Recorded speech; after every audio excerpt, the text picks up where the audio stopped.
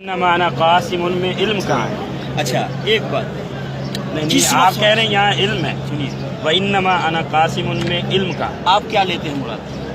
آپ نے علم لیا ہے، میں جو لیتا ہوں وہ بات اس لیے کہ رب ایک منٹ آپ نے علم کا میں بتا رہا ہوں علم کہاں لکھا ہو؟ جس وقت نبی صلی اللہ علیہ وسلم فرمایا تھا جی اس حدیث کے اندر ایک جملہ ہے جی. من یرد اللہ بہ خیرا یفقہہ فی الدین. جی. اللہ جس کے ساتھ بھلائی چاہتا ہے اس کو دین کی سمجھ دیتا ہے. اور اگلے ٹکڑے میں نبی صلی اللہ علیہ وسلم فرمایا اللہ یعطی وانا قاسم، اللہ دیتا ہے میں تقسیم کرتا ہوں. یعنی یہ جو علم ہے، یہ قرآن ہے، یہ نبی صلی اللہ علیہ وسلم اللہ کا دین ہے، آپ اپنی طرف اللہ سے نے مجھے دیا ہے. میں کہتا ہوں یہ آپ اپنی طرف سے نہ لیا کریں. انما انا قاسم اغنا سے کیا مراد ہے؟ محمد سائل دیکھو یار کہاں یہ دیکھیں آپ کی باتوں سے تاثر یہ ملتا ہے جیسے کہ آپ کم کرتے ہیں نبی کی شان.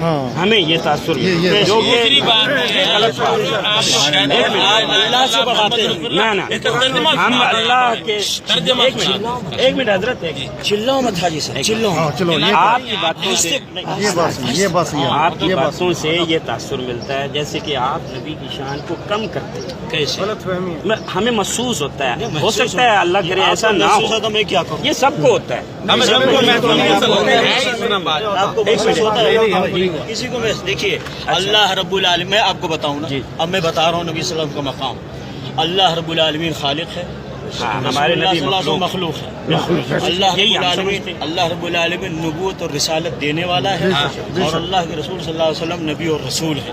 دینے والے ہیں. ایسی باتیں کریں آپ، یہ باتیں کریں. آپ کہتے ہیں نبی دے نہیں سکتا، نبی دے سکتا. ہر وقت نئی باتیں، ہر وقت نئی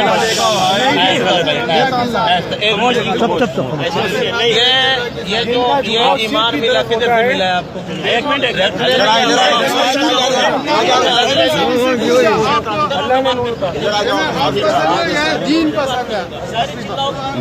بھائی آپ نے ٹھیک ہے، بہت ہو گئی.